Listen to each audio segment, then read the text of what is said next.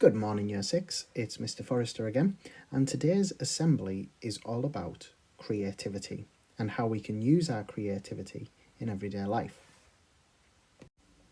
Now, the word creativity is a noun, and it means the use of imagination or original ideas to create something.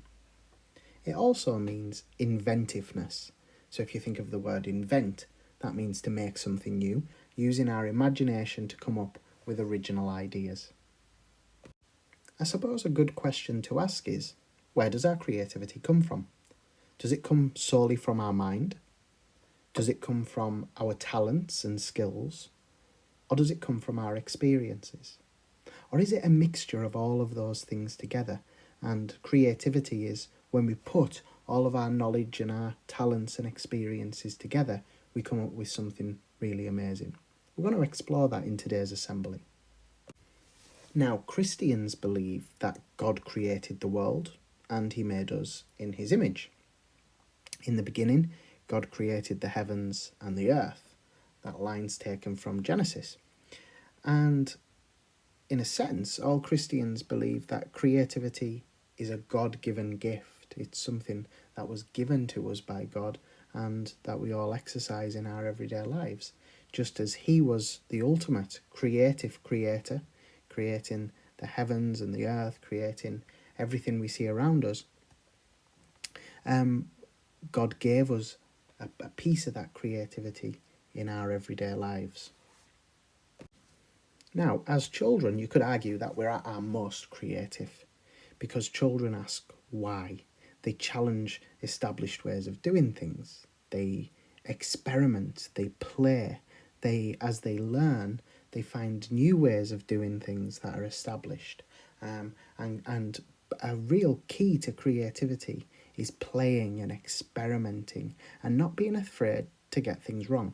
And children certainly are not afraid to get things wrong. So we could argue that they're at their most creative because for them, there aren't always set rules or established ways of doing things, and they can experiment. In a book by Roald Dahl called George's Marvellous Medicine, there's a young boy called George who finds a particularly creative way to deal with his nasty old grandma.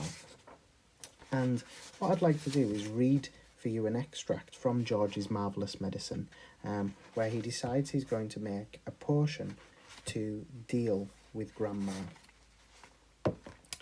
As George sat there pondering this interesting problem, his eye fell upon the bottle of Grandma's brown medicine standing on the sideboard. Rotten stuff it seemed to be. 4 times a day a large spoonful of it was shovelled into her mouth, and it didn't do her the slightest bit of good. She was always just as horrid after she'd had it as before she'd had it. The whole point of medicine, surely, was to make a person better. If it didn't do that, then it was quite useless. So ho, thought George suddenly. Aha, ho hum, I know exactly what I'll do. I shall make her a new medicine, one that is so strong and so fierce and so fantastic, it will either cure her completely or blow off the top of her head. I'll make her a magic medicine, a medicine no doctor in the world has ever made before. George looked at the kitchen clock. It said 10:05. There was nearly an hour left before Grandma's next dose was due at 11. Here we go then, cried George, jumping up from the table. A magic medicine it shall be. So give me a bug and a jumping flea, give me 2 snails and lizards 3, and a slimy squiggler from the sea, and the poisonous sting of a bumblebee, and the juice from the fruit of the jube tree, and the powdered bone of a wombat's knee, and 100 other things as well, each with a rather nasty smell. I'll stir them up, I'll boil them long, a mixture tough, a mixture strong. And then hey-ho, and down it goes, a nice big spoonful, hold your nose. Just gulp it down and have no fear. How'd you like it, granny dear? Will she go pop, will she explode? Will she go flying down the road? Will she go puff in a puff of smoke, start fizzing like a can of coke? Who knows, not I, let's wait and see. I'm glad it's neither you nor me. Oh, Grandma, if you only knew what I have in store for you. Now, reading that, I'm not for one moment suggesting that anybody goes out and tries to make some kind of vile concoction of medicine to replace and give to their grandmas, because that would not be good or advisable. But what the essence of the story is that George has a problem and he finds a creative solution to that problem with lots of disastrous results. And the key to it is really Roald Dahl's writing. Roald Dahl is a really creative writer, and you can hear how he puts poetry into his stories to come up with really interesting rhymes and kind of a way to really create a humour within his story. If you haven't read George's Marvellous Medicine, I would definitely recommend it as a really easy read over the summer, but one that's really enjoyable. Now in society, it's not just writers and artists who are creative. We've got code makers and code breakers using computer code in new, interesting and creative ways to change the world.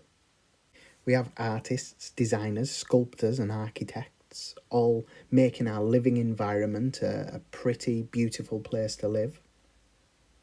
We have rocket scientists, doctors, pharmacists and researchers all finding new and creative ways to further society and further mankind, to prolong human life and to find cures to fatal diseases.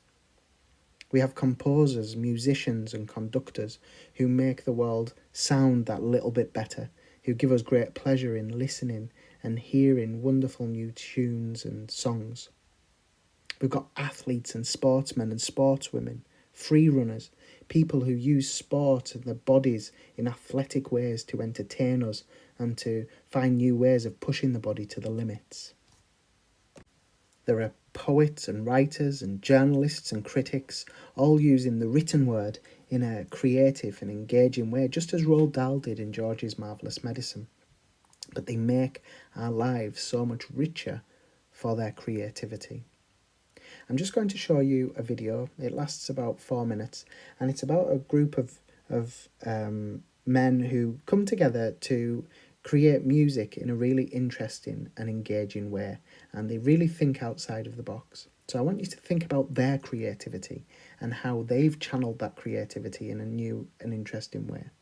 And then, after the assembly, I want you to think about your own creativity. How do you channel yours? Where is your most creative outlet? What way does it come out? Or are you an inventor? Are you a thinker? Are you a writer or an artist? It doesn't matter what way your creativity comes out, but I bet you every single one of you who's watching has some kind of creative outlet. Watch the video, enjoy, and I hope you've enjoyed today's assembly. See you all soon, Year 6. You guys ready? Yeah.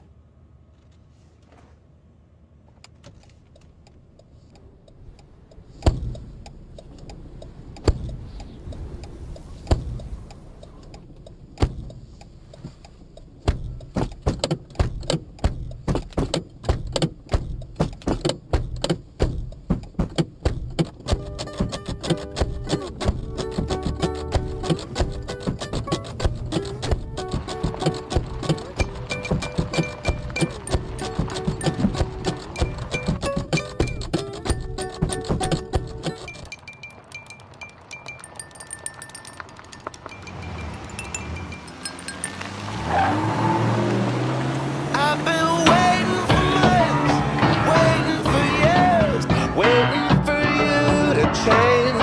Oh, but there ain't much that's dumber, there ain't much that's dumber than pinning your hopes on a change in another. And I still need you.